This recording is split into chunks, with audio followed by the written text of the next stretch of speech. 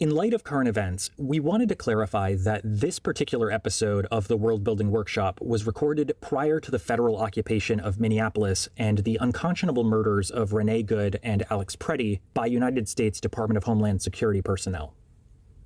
It's a little bit of sausage-making backstory, but when Trent and I decided to create a companion podcast, we made the editorial decision to focus on the big picture so our discussions could stand the test of time. As a result, and owing to the long-term evolution of social forces as rooted in the world's structures and substructures, the topics covered in this episode can easily be read into what's happening around us in the moment.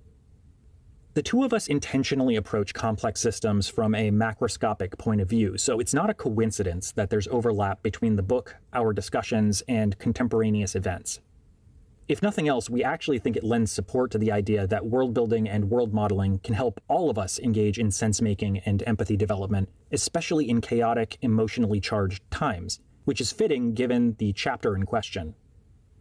We hope that these conversations have proven useful to you, and we'd encourage anyone listening to leverage these tools to make the world a better place in whatever way you can.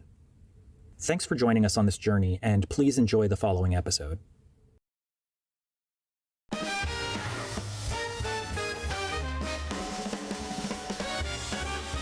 Welcome to the World Building Workshop, the companion podcast to the book of the same name. My name is Stephen Slota, your co-host and co-author. I am here with this person I found on the side of the road. That's right. What's your name again? My name is Trent Hergenrader. That's right. That's right. He looks like a hobo. For those of you who are not able to see this in visual, that is exactly, whatever you're imagining is exactly what Trent looks like. I just showered and shaved, so I think I look fantastic. Oh, could have fooled me. Anyway, we're here to talk about Chapter 8 of the World Building Workshop today, examining life worlds through demographics. If you tuned in and sat through the entirety of the last episode, you'll have gotten to a point where I started to articulate various ways that I interpret reality, and I think that's kind of what we're aiming to talk about today, is just what does it mean for these multifaceted identities that we all have to exist in the world, and how do we decide where we perform various aspects of those identities? And the reason this has anything to do with world building at all, and isn't just, personal therapy for us, is because we're trying to figure out how do you account for all the different kinds of people who can exist in a world that you're deconstructing. And this is especially important in a classroom environment where your learners haven't really given a lot of thought to this before. Maybe, especially if they're traditionally aged college students or younger, they might not have the life experience to really put themselves in somebody else's shoes and evaluate what would it feel like to be somebody else. So we wanted to talk through some of the dynamics associated with how and why you figure out what a given identity is, what it means for the world, how that fits into the bigger picture. And as we've mentioned a few times before, what happens when you twang one part of that spider web and it starts rippling across all of the folks that are in that world? How does it impact them in disparate ways, for better or worse? So is that a pretty good summary, Trent? What do you think? Yeah, Where is your head at? I stopped listening once you said twang the spider web, but that's fine. I'll get back on track. It's a banjo, a spider web, whatever. Just imagine, Exactly. Choose your own colorful metaphor. Right, okay. But no, I think whatever you said, I'm sure was right. Okay, good. I'm glad to have that level of confidence. Yep. So why don't you tell us a little bit about your thinking? I know we haven't actually on the podcast defined what a life world is. I might do that really quickly. Yeah, do that real quickly. Yeah, so before we get too deep, a life world is essentially the accumulation of all the experiences and everything that makes a person who they are. So it's their biology, it is their social relationships, it is their experiential history. It is the manifestation of all the stuff that makes a person a person. And what differentiates this from other ways of characterizing identity is that the life world of two individuals can never be the same. So even if, for instance, we use this example in the book, you have two identical twins, they grow up in the same environment, the same parents, same social relationships through school, etc.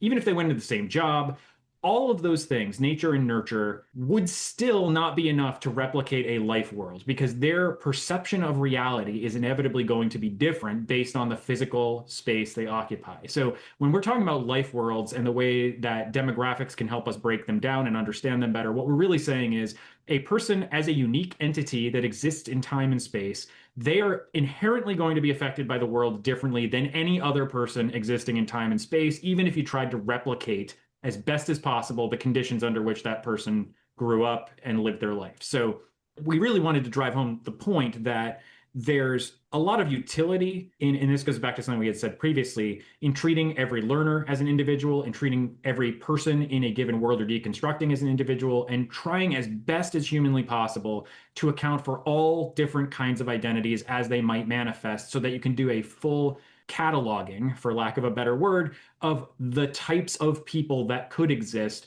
and what their experiences might be like in a given space and time.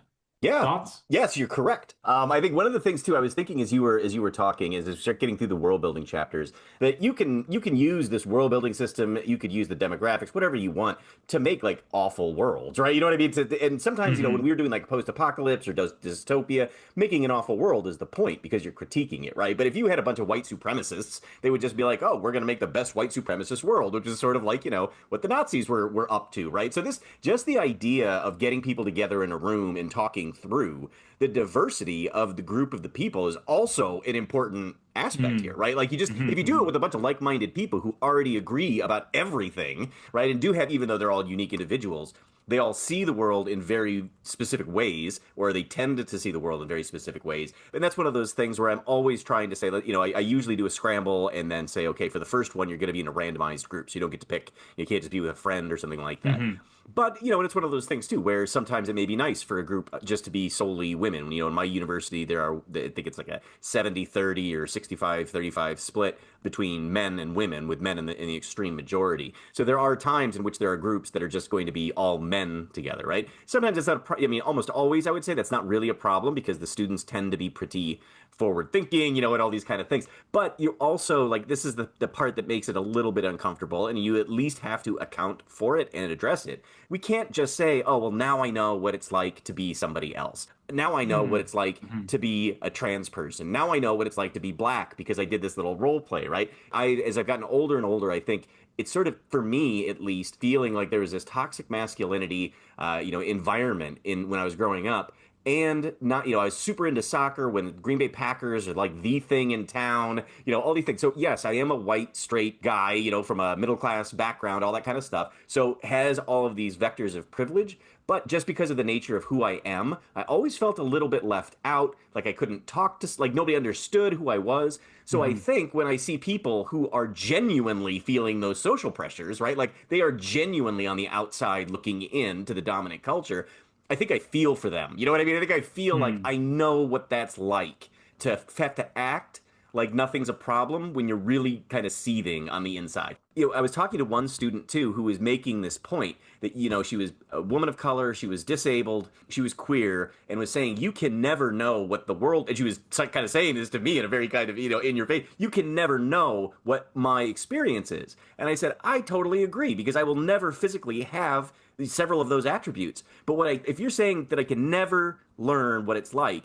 then you're denying me the chance to be empathetic for you. And that I completely categorically reject. I can imagine what it would be like to not have accessible entrances into a building and how frustrating and maddening that would be, right? Like, just because I don't have that problem doesn't mean that I can't see that it's a problem and advocate for that to be a problem. And if I do have privileges, to like help find solutions, right? This is where that's, for me at least, that's the point of having the privilege. Like if you're in the demographic major or majority position, then that doesn't mean that you're a bad person. That doesn't mean that you're guilty, although you may be a bad person and you may be guilty. But point being is, once you realize that you can use the privilege that you have in this society to help equalize things, right? That's all I'm ever trying to. If I want to indoctrinate anything, in students, which I would never call it indoctrinating. If you teach critical thinking and empathy, they get there anyway, right? Like, ooh, these social forces are aligning that creates a bad situation for this demographic. I'm glad that I don't have to put up with that crap on a daily basis, right? So maybe, just maybe, we should think about addressing those structural things that create those forces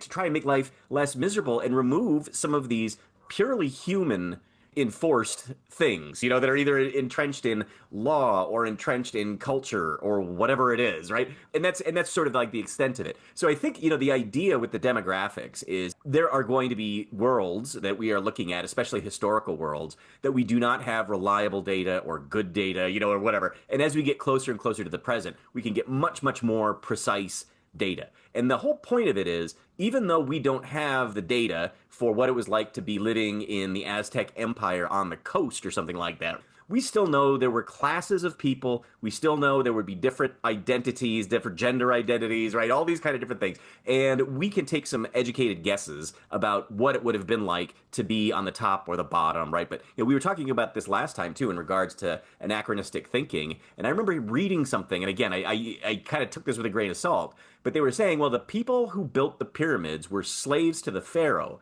but they didn't know any other life. So they weren't moaning that they were slaves to the pharaoh, right? And then apparently, and again, this is something if you are an Egyptian scholar and you want to correct me, that would be great. But apparently, they were fairly well fed. They have parties, and whatever. And it's like, oh, well, you just go to the same job every day and put gigantic pieces of stone in place, which is exactly like what it's like being a professor in the 21st century. So Pharaoh Musk is the one who is, I don't know what I'm building for him, an LLM or something like that. But anyway, I digress. So the demographic thing, like there are always two parts, and this comes directly from sort of thinking about Dungeons and Dragons and specifically the way that they have catalogs of information. And this is something that I talk about in collaborative world building for writers and gamers, but I didn't get into the demographic issue as deeply as I wanted to, and this is where we're going to be doing this now, right? So one of the things that about this is that if you're looking at a monster manual or something like that, there is a top part, generally on the top of the page, that has a lot of quantitative information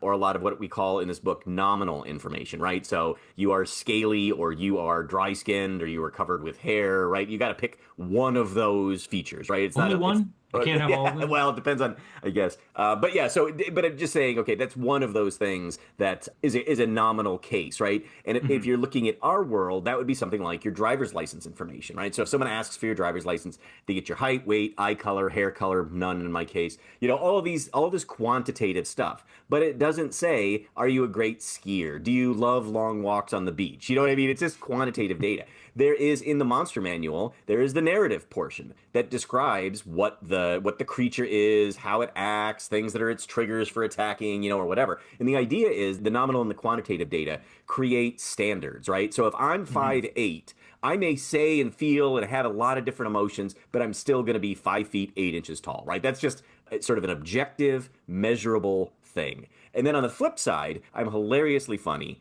super good looking, right? All these other things. But, this is where I would want to narratively say, oh, well, this is my story. I'm interested in English, literature, the philosophy, creative writing, all of those kind of things that wouldn't necessarily fit in a form or like a tax form. When you're filling out your taxes, it's just the numbers, right? It's like, where do you fall within this? And again, there's a little bit of negotiation, that you can have about what counts or what doesn't, but it's supposed to be straightforward as opposed to those more rich narratives that are about language. And this is something, especially as we get into the world building chapters here, I'm just going to keep coming back that when you're doing the world building, the trick is trying to capture that reality in a daily day, like not a special day, just any kind of day, and trying to capture that in language. How would you describe it, right? And this is where it really pushes people to think, oh, well, people are happy. Well, happy is kind of a weird word, right?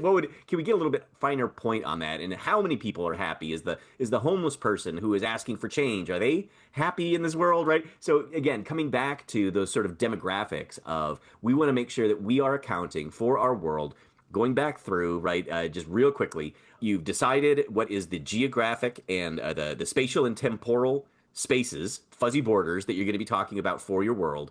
You're using the structures and substructures to get a sense of how these different social forces impact people who are in the world. And now this last part with the demographics is, if we had to do a thorough census of everybody who lives in this world, whether they have a lot of power, whether they have no power, right? Like, if they exist in this world, we want to account for them. And that's the thing where, it's one of the, people are like, oh, well, what's with all the feminist studies and why do we now have, people looking at black scholars from the past or whatever? And it's like, well, it's because specifically these people have always either been on the margins or written out of history entirely, but they existed. And the scholars who are doing that kind of work are trying to say, hey, they existed then. Who are we not seeing who exists today, right? So this is the same thing. We've always kind of be on guard that we're not just making appeals to who are people who we like to say are in our world, who tend to be, they dress well, they go to work, they do the things that we think good citizens should be doing. And it's like, that's fine,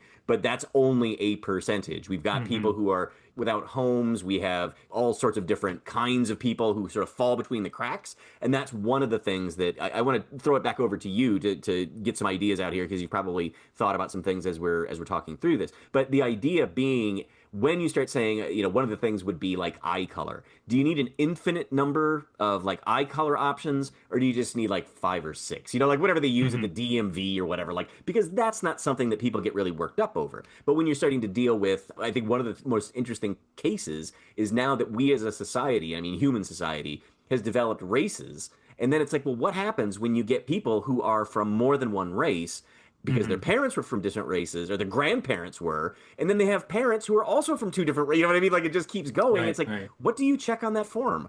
Multiracial kind of grabs it, but not really. You know what I mean? So that's one of those things where you break the database, you break the form, because there is no easy box to check, no easy whatever, to capture the complexity of that situation, right? Of that background, of that history, who makes you who you are. And it's funny because, if your parents came over from England, both of them, in 1970 or whatever, exactly, it's much easier. You've got a record of where they came from or whatever. But lots of people don't, especially in the United States, where people are coming from all over and mixing all over all the time.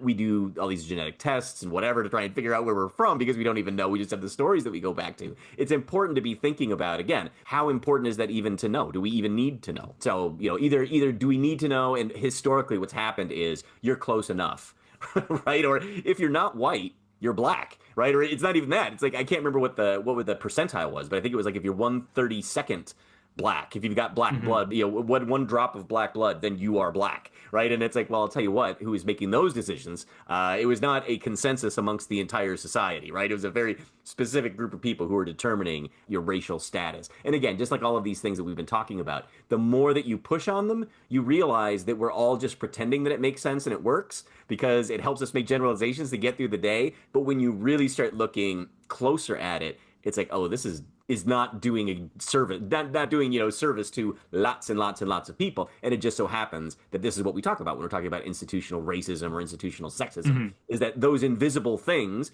were put in there because the people who were involved in setting it up to begin with, those people who are now being eliminated from or disappeared on these forms or whatever, were not in the room when that form was being made, right? So this is, again, one of those things that if you don't have a super diverse population, you don't want to be going too far down the road to imagining what people would want or whatever. But still, just going through the effort of being like, who else may have an opinion on this, right? That's an important thing, I think, to keep in mind. Always remembering that you're not trying to pin down what a single demographic is, that some person is going to be in a majority and minority all over the place. People who are in multiple minority areas of the population, intersectionality means that they've got more of those social forces weighing on them in more ways that will often, pretty much always, limit the number of opportunities, because they can face so many different types of discrimination or obstacles or whatever. And if you're living without any of those, then it's not that you're not getting free checks in the mail and,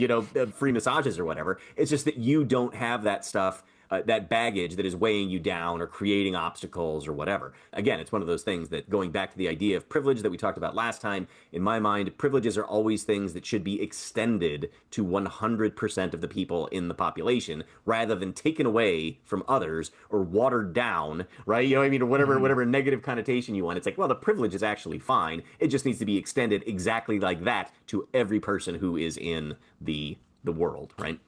As you're talking, I've thought of 2 things. One, and this is a little bit repetitive, or at least draws on some of the things we've talked about previously. First, that if you are walking through the world and you run into some of these challenges, or you have some of these things weighing you down, some of this baggage, and as you're doing this with your learners, remind them that is not a flaw of the individual. That is a flaw of the environmental context, right? So we don't want to assign deficits to individual people. We're not saying there's anything wrong with them. We're saying that the environment does not allow for certain kinds of performance of identity, or, as you were saying about privilege, like something about the environment is causing that privilege to not be available to X person or X population, right? So that's one piece of this. We want to avoid ending up in this very strict deficit-driven model of what it means to be something. The other thing that I wanted to add is, and this is kind of what I was driving at the end of the last episode, I've traveled through the world as somebody who is queer and non-binary,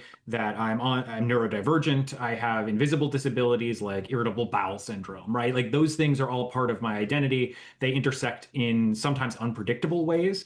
That doesn't mean I always perform all of those identities in every context at all Right. times, right? Right. They are part of me. They are part of my life world. They inform my thinking and behavior, but it doesn't necessarily mean they all act in concert at the same time. And so when you're explaining this to your learners, you're facilitating their conversations about this, it's worth asking them to interrogate, who am I in any given moment? Every time I think that, I think of Severance, where that is like the running theme is who Right. are you, right? Like Right. this Right. question of who are you at any moment, and is it always the same? For those of you who are unfamiliar with the Apple TV show Severance, and we have actually mentioned this previously on the Yep. podcast, there are individuals who have their brains and personalities split. So there are actually two personalities existing in the same body. And so the question is, which one of them is the character and which one isn't, or are they both, or are they the same, right? It raises all these interesting philosophical questions about who they are.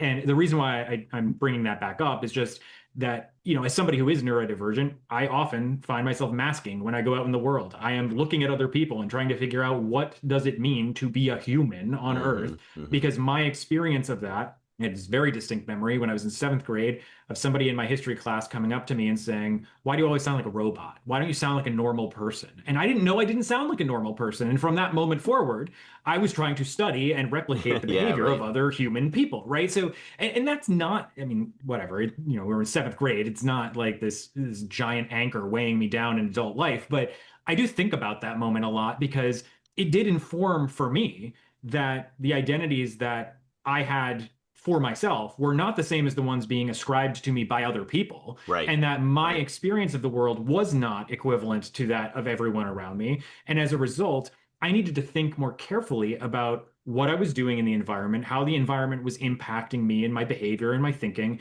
and what that was going to cause me to do to try and change the environment or not change the Yep. environment. And so, to go back to something you were saying earlier about the world building system as a whole being sort of agnostic to what it is you're trying to do with it, right? It is not intended, or at least it is not built to be able to avoid all offensive, oppressive Right. forms of application, right? Like there's nothing we could do with that. The same way that if somebody wants to engage in bad faith, like I was there's just gonna nothing you say could do to bad faith stop actors. them, Yeah. right? Exactly. So like they're just going to do that. The system can't prevent it. But what you Right. can do as somebody facilitating this as part of a conversation about how to be a better person, how to act in the world, how to relate to other people, is you can take advantage of the teachable moments in that conversation to remind your learners or remind the folks you're working with, hey, all of this applies to you. Like that just because we're Yeah. deconstructing this particular world and maybe it's fantastical or maybe it's science fiction or whatever, that doesn't mean that it isn't applicable in some way, at least at a meta level, to the way you view yourself in the world,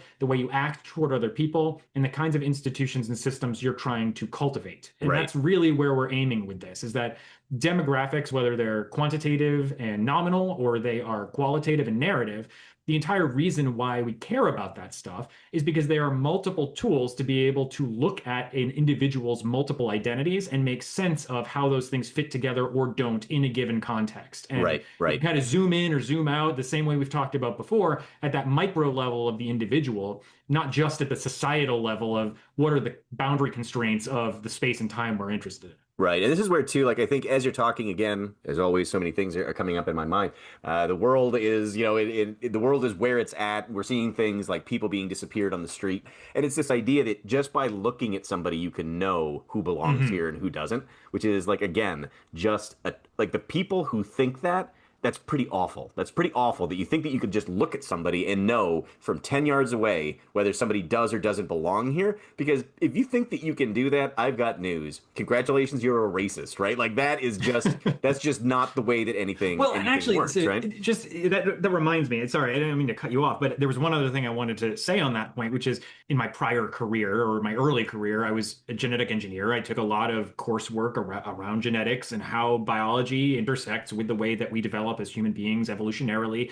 And one of the things that I always used to impress on my own students when we talk about this is, I don't know how much science they had taken, so this may or may not have been new to them, but I said, there's a good body of research demonstrating that if you try to do some sort of genetic analysis of racial dynamics, there is more variability within a race than there is between races, right? Yeah, exactly. Which is pretty crazy to think about. Like we had this entire system that, was set up for, I would argue, malicious ends. Like there wasn't good that we set it up this way, but that the entire reason it existed was because we were trying to find a way to characterize or categorize people. And it just so happened that it's actually a really bad way to divide people because that variability is so minimal. And we don't even have a good definition for what as you were saying, we don't have a good definition for what constitutes that. Right. It's just made up. It's like, whose line is it anyway?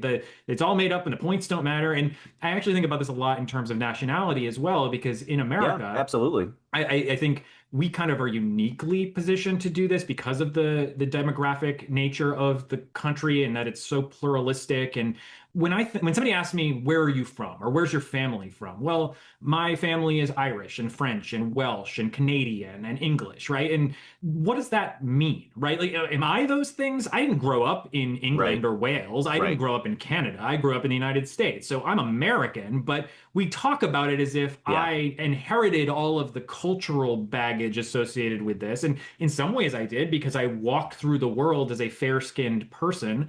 But that's not the same thing as me internalizing and experiencing the world in terms of what it is to be French or Welsh or Canadian or English, right? Like those are different things. It's not to say that I would invalidate somebody's heritage, right? It's just to say that the way we characterize heritage or the way we characterize race or the way we characterize gender, that these are all incomplete measures of trying to establish who a person is. And with respect to, you had mentioned sort of the politics of the moment, whether somebody was born on one side of a geopolitical border or another isn't really a good way to figure out who that person is. If you live 10 miles inside the Mexican-American border or 10 miles on the Mexican side of that border, does that mean you're actually vastly different than each other? If those two people are running into each other, are they going to have a vastly different sociocultural experience, even though they're growing up in the same relative region? And if we are going to have that discussion, well, where do we draw that fuzzy boundary where you are one thing or you are another thing? What about all those people in between? And is there a distance at which there is a very noticeable difference, or is there a distance where there is no difference? And I think this is one of the things that, since I'm talking about the Mexican-American border, this is one of those things that if you travel to that region of the United States, the communities that exist on the border have very interesting and diverse makeup based on the people who live there, and their identities are not strictly American or Mexican. Or you could repeat that. I don't want to make it just sound like this is only the United States. This is truly anywhere, right? Like any border. That border does not define your identity, and the words we're using to describe those identities are themselves limited because language can only do so much. And as we've pointed out previously on this podcast, the more you dig into this stuff, the more the schema starts to fall apart because you start to see all these granular differences that then make you question, well, what is the characterization or category I'm talking about? Does it even make sense that this exists in the first place? And, and I guess that's just a long-winded way of saying, like, it's all relative and it's all situated, which I keep going back to. It is funny, too, because this is where, just like I said last time, like, there are moments in which I, as who I am, as a white guy, 50 years old, 51 years old, in this world, people don't look twice at you, regardless of wherever you're at any time, because it's just like assumed that white guys can kind of do whatever they want. But it's funny because when I've been in Spain before, it's number one, I'm like, oh, next time I go, should I buy like a bunch of Canadian t-shirts to wear, Canadian flag t-shirts, so I don't get, hijacked or something like that by somebody who wants to lash out at our country for our actions. But the other part that's funny, because I do this, there's a lot of tension in Spain right now around tourism. And these cities, like especially Barcelona and now in Sevilla, which is a city that is near and dear to my heart, they're really having problems controlling tourism. And it's a lot of British people, right? But it's like, if you'd grabbed me, a Canadian tourist, a British tourist, and a French tourist, and you had us all stand up, the French tourist would be wearing black socks, right? But other than that, everybody else would be, fine, or, look relatively the same. And I think it would be hard to pick out. And I remember my brother saying once, you can always tell by, the shape of people's glasses, is how you can tell whether people are European or from the United States. But anyway, I've seen, and this is my gross generalization based on just my own anecdotal experience. The worst behavior from tourists I've seen while in my time in Spain has been from British people, right? Like just being drunk and obnoxious and loud, and whatever. And I'm not saying this happens all of the time, but when it has happened, and this is probably, I've been to Spain 9 times, it's probably happened 3 times, and each time it's been, like people who are quite clearly British. So I always make a point to start speaking Spanish immediately and then asking them about their culture or whatever, because that's what most British people do not do, right? They just treat it like, if you go to Florida or whatever, it's just like, yeah, we're here. They demand people speak English, all those kind of things. So it's a way of, at least for me, to be able to say, like, don't get the wrong idea about who I am just by what I visibly look like, right? Like, I actually am interested in your culture, I'm interested in your language, and I'm interested in, and just by being able to say something that is a little bit complex in Spanish, and it's like, oh, and I remember when we were in Sevilla, there was a woman who was giving us a real cold shoulder in a bakery, and I remember saying to her in Spanish, can you show me what the most popular dessert in Sevilla is? And she kind of looked at me funny, and then she's like, what do you mean? And I'm like, well, what would a local get? And then when I said all of this in Spanish, she got the biggest smile on her face, right? And then gave us like extra cookies or whatever, like, try one of these and try one of these, because it was sort of like that recognition that you're not from around here, but you actually genuinely care about our, like about me and my local culture, whatever. So just one of those funny things in my life in which it's like, oh, I don't want to be mistaken for an ugly tourist. And one of the ways that I can demonstrate that immediately is by speaking the native language. And that's where, when I speak a very little bit of German, I speak no French whatsoever. And that's where I always feel like, yikes, I wish I could speak a little bit more, because if I'm traveling in France, I do feel a little bit uncomfortable that I can't speak too much. But what I was going to say too, because this is going to be a two-parter, the first semester back after COVID, I remember talking to a student who had made a point during class, and they came up after class and wearing a mask, a big mask that came all the way up to their eyes, curly hair, and just presented as very androgynous, right? Like I had a voice that didn't really register. And while this person was talking to me and making very good points, I'm thinking, I don't know what gender this person is. And then like a split second later, there was another voice in the back of my head that says, why does it matter? And it's like, okay, like, and I thought, why does it matter? And it's like, oh, well, then I just went through the rest of the conversation being like, there's no reason for me to care in this moment, like whatever your identity is, because we're talking about the course material, right? And you as a student should get the course material regardless of your race, religion, class, age, whatever. You're the student, right? And that's, again, where that idea of what that student does with that material filtered through their identity, that's the whole point of college, right? That's what we're supposed to be doing, is giving them the material and being like, I can't speak for you. But the other one that came up that is also mask related was I've been around a lot of people post-COVID who would be wearing masks in public. And people who would say, take that mask off, those liberals or whatever. And I'm like, that could be a person who just is, going into surgery or just had a surgery or has, a bunch of other, issues that they just cannot afford to get sick. And you are assuming that they are making a political statement because they are wearing a protective piece of medical equipment on their face. And I'm like, why would you make that assumption? And why does it matter? They're not making you wear one, right? Like, just don't, and again, these are these things that start firing off in my head. And it's just like, oh man, we have so much work to do. We have so much work to do to crack into so many people's heads to just figure out, like, can we just get on with what matters, right? Like, there are things that matter. There are things that are your business. And there are things that are absolutely not your business. And it doesn't matter, right? And I would say, gender being a big one, like, oh, well, we've got a computing job. Well, don't hire a woman because they're not good at math, right? And it's like, well, like, people still say that today. And it's like, are you crazy? Are you kidding me that is in the 21st century? That's what you actually think is the case. The only thing that I think we can keep doing is trying through education, and at younger and younger ages, if at all possible, get people to start critically thinking and being more empathetic from a younger age, and stop worrying about whether they know, the law of thermodynamics or, whatever. It's like, we need to be making sure that we're attending to the human first and foremost, and all that other stuff, there is plenty of time to learn it within context of whatever areas these people want to be moving into, right? But general education, really, we need to be doing a much better job on critical thinking and empathy. And again, it's one of those things that's like, oh, that's easy to fix, and so, but again, if I don't know what else to do if despair is the only other option, because I'm already despairing, so I might as well do this while I wait. I keep thinking as you're talking that this is also the chapter where we talk in depth about stereotyping, essentialisms, and basically what it is to reduce all of this complexity out of existence in order to basically make the world more palatable to your particular persuasion of what it could or should look like. And I think this is probably the what I think to be kind of the biggest utility of doing world building as a teaching and learning exercise is that it helps to stop people from flattening out the world that Yeah. way and Yeah. saying, you're wearing a mask, therefore you must be this political persuasion, right? Like there are opportunities or there are reasons to consider people as individuals who have their own particular needs that they're trying to fulfill. And if it doesn't actually affect you, why are you taking such a Yep. definitive stance on what this thing is or isn't? Can't And you what it leave the means and possibility space open, right? Like, exactly. Like, what does it mean? And it's like, well, it doesn't have to mean anything. And, this one is near and dear to me, but it's a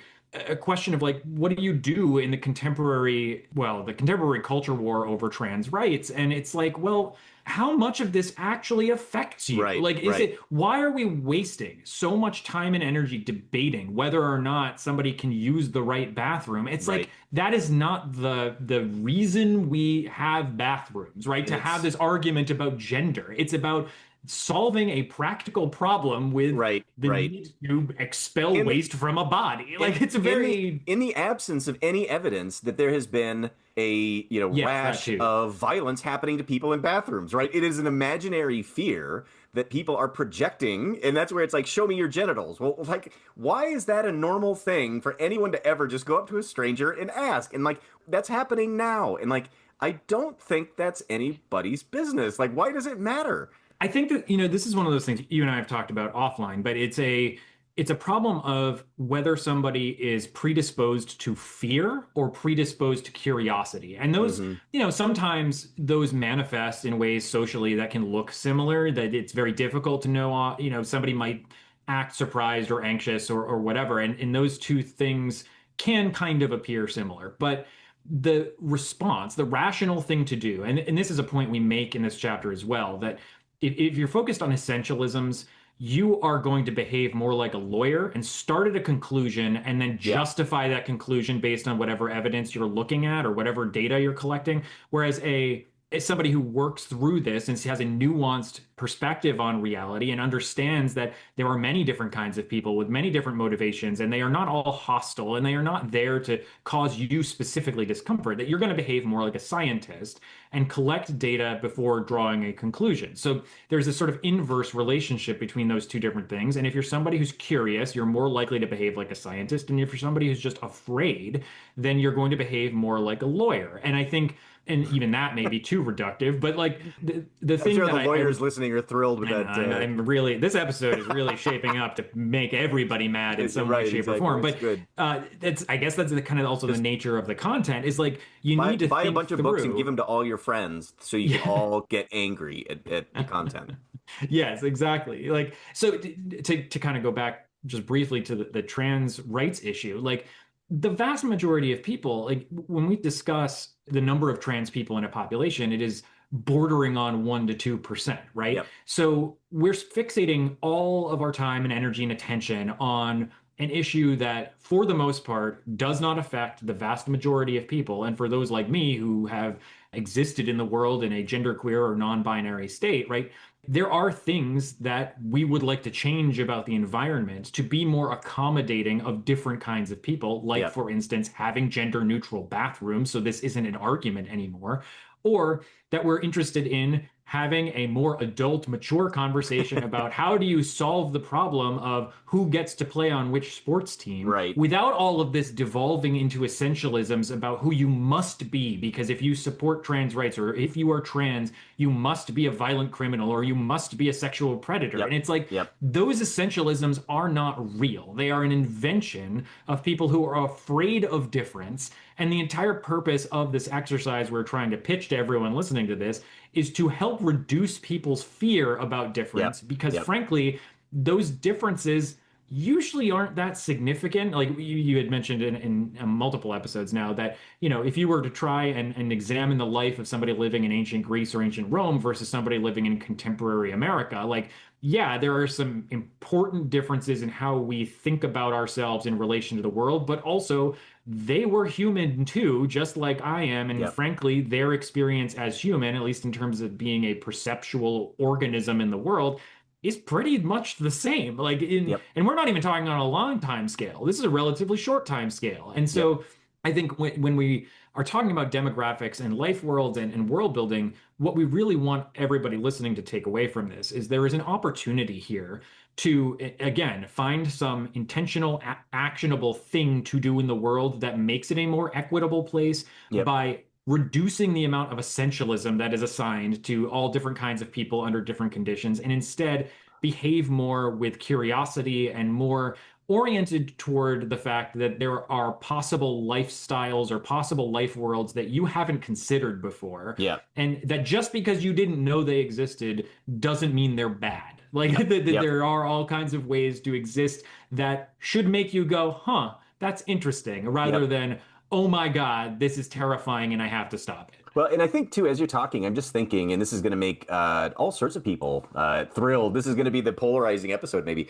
But just the culture specifically in the United States, I think it exists other places as well. But the idea that like efficiency is super, super important, right? That is Mm. like an overwhelming cultural value that we're always trying to make everything more efficient and often not thinking about what that drive towards efficiency is eliminating. Like, some of those things are that you're streamlining or whatever are actually part of the person or part of the process or part of, Mm. whatever. We're talking about education, right? Like efficiency in education is really hard because you've got all these metrics, and whatever, and all of the standardization. This was the second part. All of the standardization to make it more efficient to be able to process all of the students, right? So this is where talking about college applications, talking about standardized testing or whatever. The reason why these things exist is to be able to sort of evaluate large groups of students very quickly in a really relatively straightforward and simple way, right? And it Mhm. just so happens that that's a terror. Like we know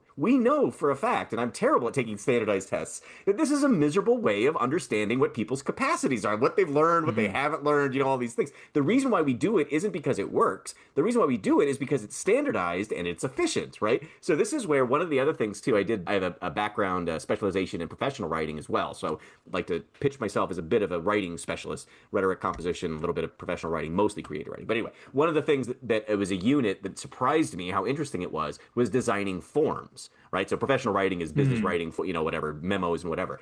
So when you're creating a form, like you want to get a feedback form on a product or, you've got a service or something like that, and you start collecting the information, right? You as the form creator need to be thinking, am I going to use the gender as a text box for anybody to input anything they want, or am I going to have a drop down? Right. And it's where, in ye olden days, they were just, are you a male or are you a female? Right. There was no question that that there would be any other options than that. And now they're all different, right? Some of them still are like, male, female, or other. Others give you 7 different options, or some Mhm. are just a thing that you write it, you can type in. And this is for everything. And I do this example when I do this in my interdisciplinary liberal arts class. I designed a form in which I deliberately used some things for text, write in whatever it is that you want, and others there are limited options. And then I went through Mm. and said, hey, did you think about this?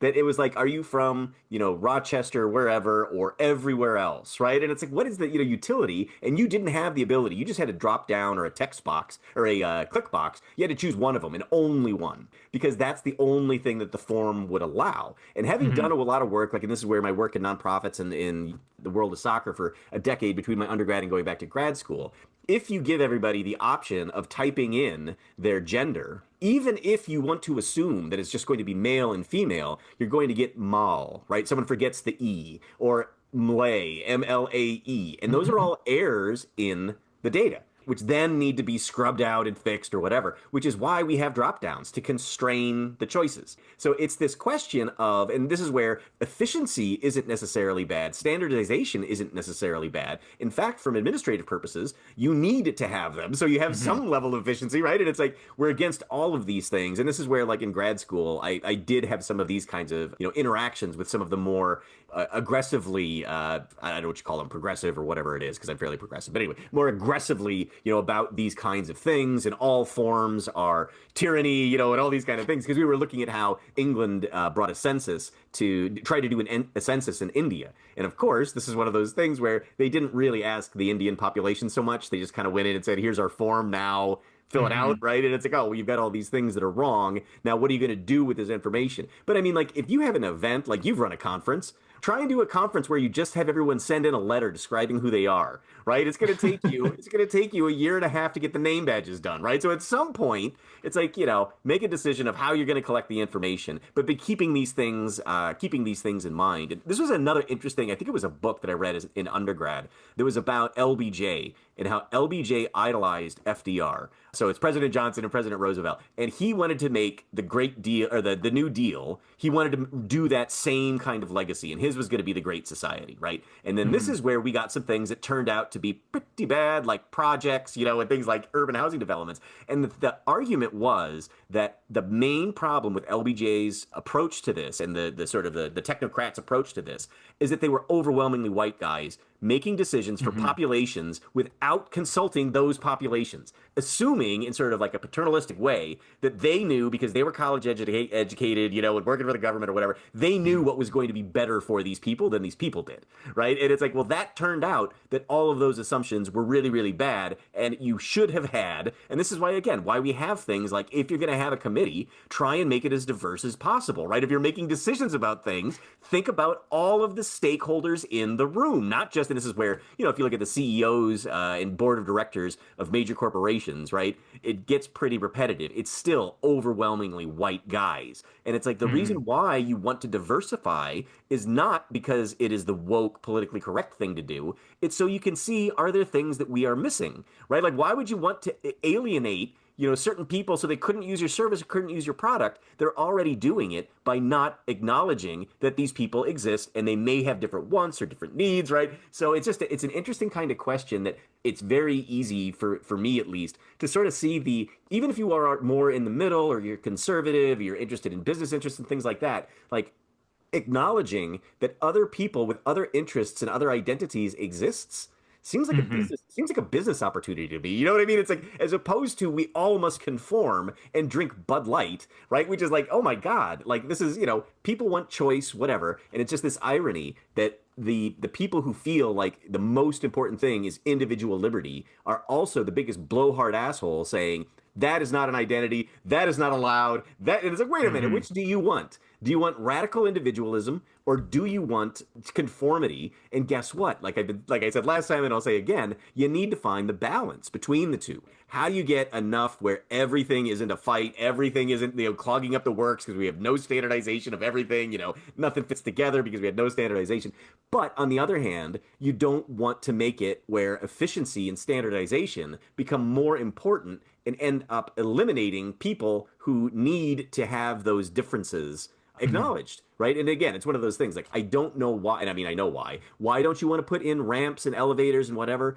It's not because of the aesthetics, it's because it costs money, right? And it's like, there's not going to be enough disabled people in wheelchairs who are going to make up for the cost of the installation of the ramp. So why do it? That's how purely for numbers reason, right? And it's like, but that's not why you would do it, right? You're doing it because it's a good thing in a society for somebody who is a member of your society to be able to access the spaces in which they want to go as if they were any other kind of citizen. Like, and I just don't, this is my mental failing. I don't know why you would be against that, other than I don't either. But so the thing I wanted to say about this is, and we haven't even talked about this at all in terms of universal design and inclusivity, but the thing is, you don't make the curb cut just for a wheelchair. Right. It turns out that a curb cut is actually useful for all different kinds of people with different needs. So you might go into the design process when you're building out a curriculum or when you're developing some structure or physical structure or whatever it is you're trying to design, that the purpose of accounting for all of these people is because there are many different kinds of people for whom those different decisions would have affordances, like that it gives them an opportunity to do something. So we used to actually talk about this, Michael Young and I, in our educational technology class for pre-service teachers, that one of the reasons why curb cuts exist, yes, is because they are useful for wheelchairs, but they are also useful for strollers. They are useful for grocery carts. They are useful dollies, yeah, sure. For dollies, for whatever, anything with wheels, right? Anything that can't go up a lip over the sidewalk. And the same thing could be repeated for automatic doors, right? Automatic doors, they're great if you're in if you have some sort of mobility assistance device. but they're also really useful if your hands are full, right? Yeah. Like if you're trying to get into a room and you just can't push the button or you can't push the handle on the door, right? And as you were talking about forms, there's another really great example of this. Again, I'm going to draw on sort of my experience moving through the world as a non-binary person. But when I fill out job applications, or I have in the past, and they force you into the choice, the false choice of male or female, and don't even include a box for some alternative or Right. other or whatever, all I can think about is how impoverished the information the hiring committee is getting about the people who would be interested in this job, right? Right. So when I'm filling out that form and I have to make that sort of false choice, well, I'm giving them bad information. So whether it's Right. the information of, as you were saying, like if you left it completely open-ended and people made typos, like that introduces a certain kind of problem, but also the false choice introduces a kind of problem. And the false choice actually reinforces the system, because I'm thinking, I remember we were doing some sort of like toboggan tour thing or whatever, and we had to stop and say, you're buying 4 tickets. What are the genders? What are the ages? Whatever. And I'm like, why do they need to know what our genders are for a toboggan tour? And it's just because I'm sure that, for marketing, they want to know what kind of people are coming, and whatever. But in this particular case, if you only have those options, then you are not going to even be able to see who you might be missing, right? If you limit people's options incorrectly, then the data you get back is, well, it's 50% men, 50% women, right? It's like, well, it's because there were only 2 options, right? Like everybody we use that example in right? the book too. I mean, we have we have a table in the book that illustrates, like, if you were to try and generate 100 people in a town, and we actually whittle it down to, like, if you're doing this with 10 people and trying to be representative of Rochester's demographics, even if you were able to do this, you're still approximating. And that's something that we should probably stipulate too, that this is always going to be an approximation. You're never going to capture everything. Even if you include the open-ended responses where people can write in their own things, you still have to be somewhat strategic about, as you're saying with the toboggan thing, like, is it really necessary for me to be asking this question? Is it going to manifestly change the service I am offering?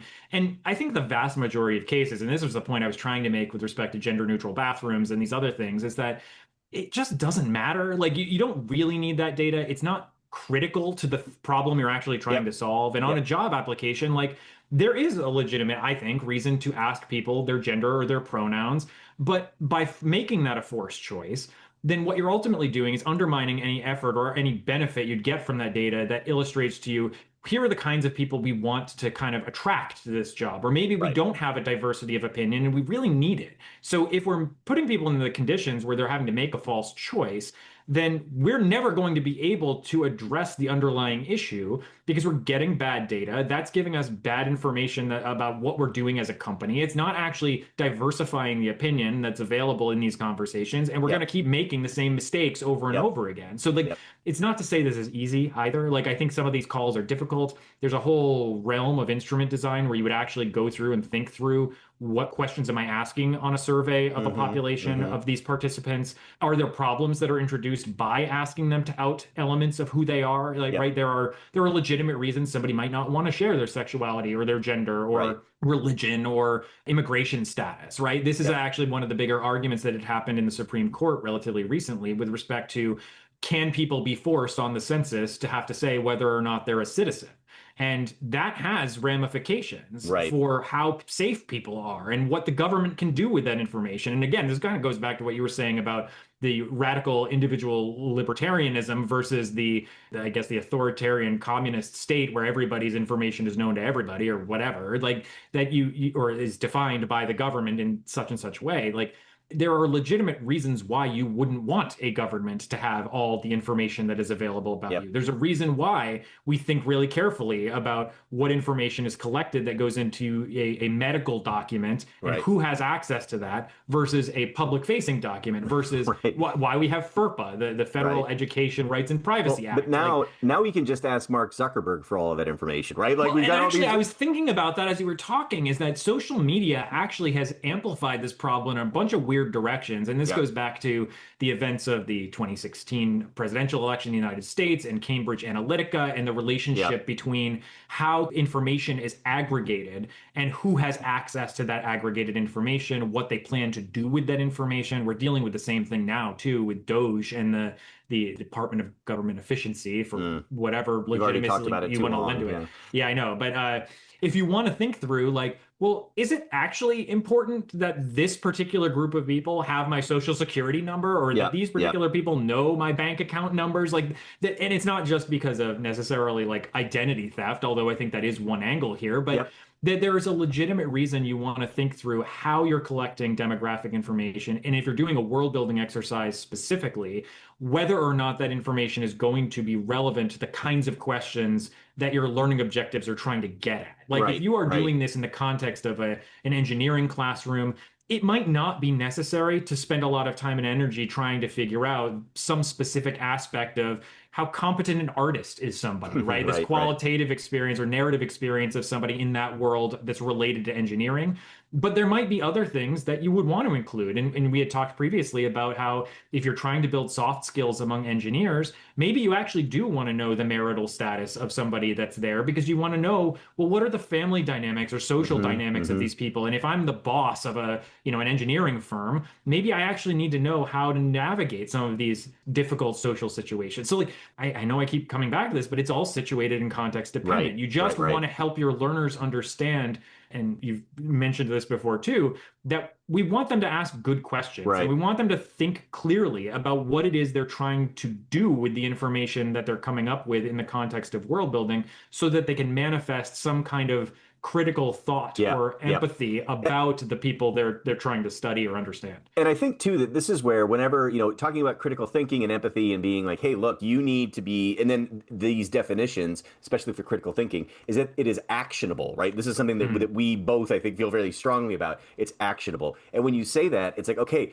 you need to take to the streets and throw back tear gas and whatever. And it's like, well, it doesn't need to be that. It could be like if you are in your first career job or your summer job or whatever, and you see a form that has something that you're like, that's kind of problematic. Mhm. Bring that up. You know what I mean? Like maybe we should update this. This form hasn't been updated since 1988. You know what I mean? Those kinds of questions and those little kinds of things in the workplace.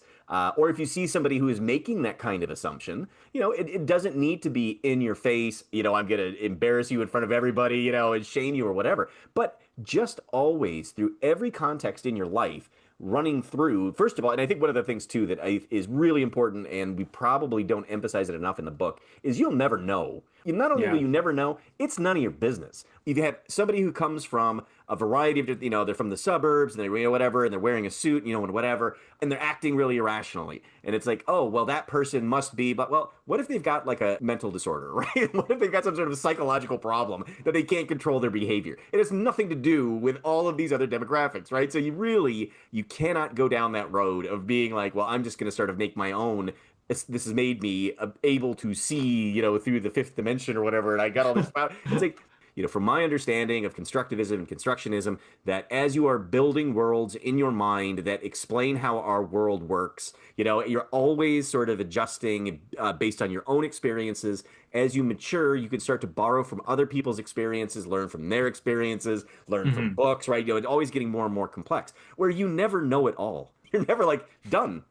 I figured it out, right? It's like you're always going to be having to adjust and always being fluid and flexible. And I think that if you don't have that worldview, if it's very rigid, then it's going to shatter. It's going to snap. Mhm. And then you are going to be in psychosis, right? Because your whole world just fell apart when It's a you form of realize ego that, death, right? yeah, Like that it you is. have this The Easter Bunny existential doesn't collapse. exist, right? It's like, oh Right. my God, like I built my whole life around the Easter Bunny. And it's like, oh, well, maybe you ought not to have done that. Or all of these other stereotypes and things that realize through different experiences. That's how I always love when it's like, I went to Mexico and those people were nice. It's like, well, what kind of comment? Like, we need to track that back about 10,000 steps to figure out what the hell you thought that was even worth saying, right? Like, but again, that's the way, unfortunately, again, talking about our own sort of like filter bubblers and things like that. Whenever you're outside, talking to people outside of academia, it's like, oh boy, we got a lot of, those kind of comments come from college educated people, right? And it's like, okay, well, I don't understand how you missed that in your undergraduate training, but it actually just reminded me of the number of stories I've gotten where an anecdote was extrapolated and applied to an entire population as a Sure. result of one interaction on a vacation. And, Yep.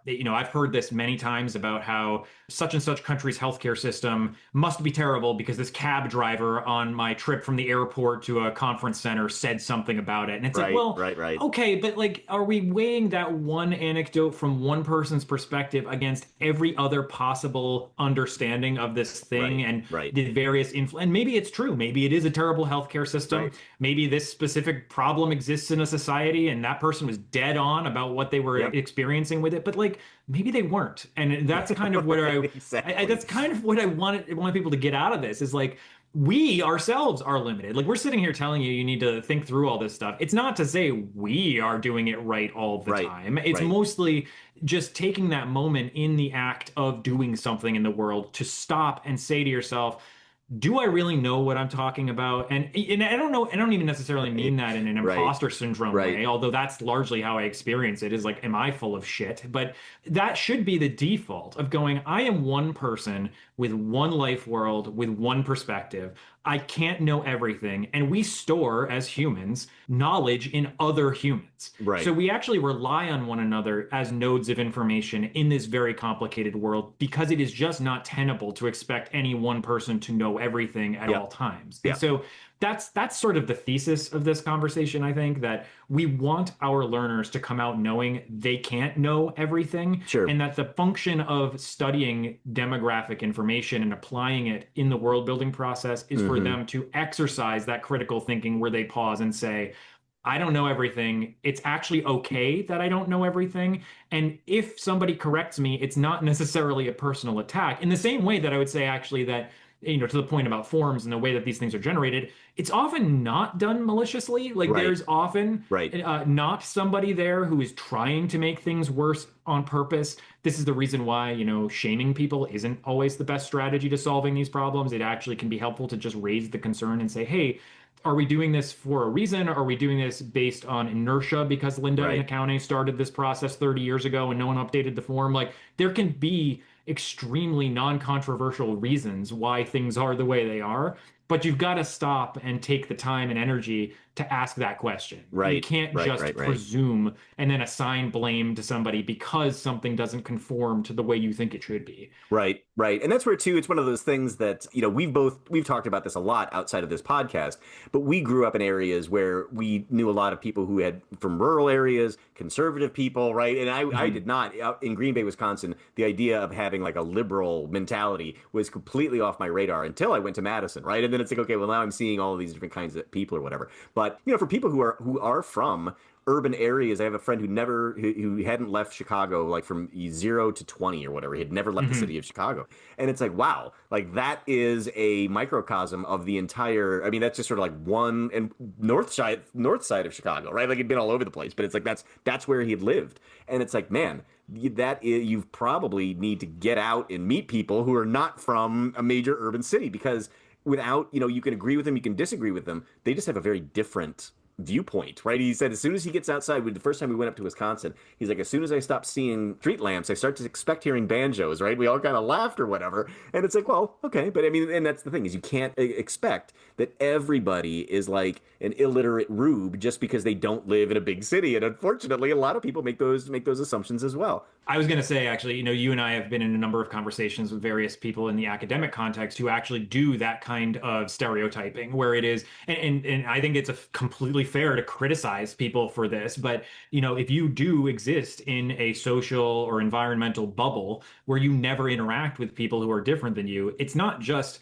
people who live in areas where they're not exposed to somebody of Indian descent or somebody of African descent or whatever. Right. It's also the other way around. Like if you live in a very liberal area, if you live in liberal Boston, in liberal New England, and you don't take the time and energy to go and meet people who live different kinds of lives, your perception of their reality will be incredibly skewed. So like, please don't hear this as if we're talking in purely partisan terms that only certain kinds of people think this way and they must be racist. It's like, no, actually, this is multifaceted and complicated, and people are complicated, and this is another reason why you should think of individuals as individuals. And here's a good example. There are a lot of people who will say, well, look at all the problems with the southern half of the United States, all the various forms of oppression that have been instituted. Why don't those people just up and leave? Or maybe we should just cut them off and say, let these states fend for themselves. It's like, wait, hold on a second, because there are a lot of people who live in these places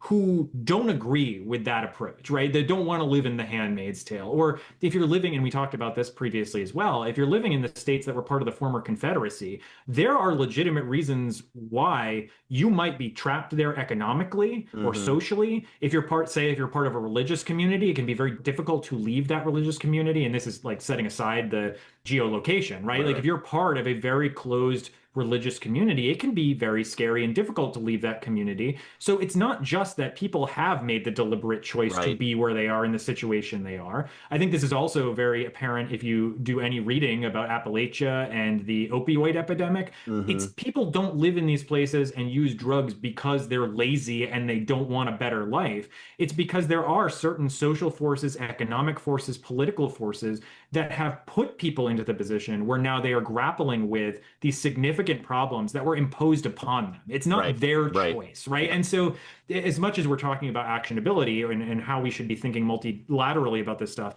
it doesn't go in one direction. Like all of these identities that all different kinds of people have are split all kinds of ways that are inflected through all of these various social forces. And the reason why we keep harping on the idea that no matter who you are, where you are, what conditions you're in, it's good to think of other people as complex and nuanced is because we just don't know the material conditions that drove people to be who they are in a given moment. And it's just good to give grace because everyone's doing their best. Well, not everyone. Well, most people, I believe most people genuinely are doing their best, and that they are doing what they can with what they have. And the best we can do is extend to one another that grace to say, hey, I may disagree with you on this stuff, but I'm willing to take, until you give me a reason to believe you're acting in bad faith, I am willing to extend to you that grace so that I can better understand where you're coming from and why. And I think that's a really good way to approach, say, the policy solutions to some of these problems. Like that you need to ask the people who are there in that situation how a policy will work for them or against them. You need to think about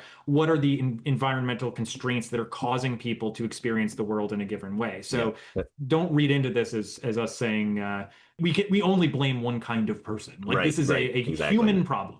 Right. And on that note, it's a human problem. I will put a wrap on it for now. Next one is class preparations. So it's one of those things, too, that in terms should be a little less controversial. less controversial. But it's the idea, too, that just building an on-ramp from the very first day when you're talking about this kind of thing can help a lot. To say this is going to be messy, we're going to find our ways through together, right? So we'll talk about all that stuff the next time. All right? All right. Well, sounds good. Thanks very much, Motormouth, and we will talk to you again later. Yeah. Do what I can. Yeah, right. See y'all later. Bye-bye.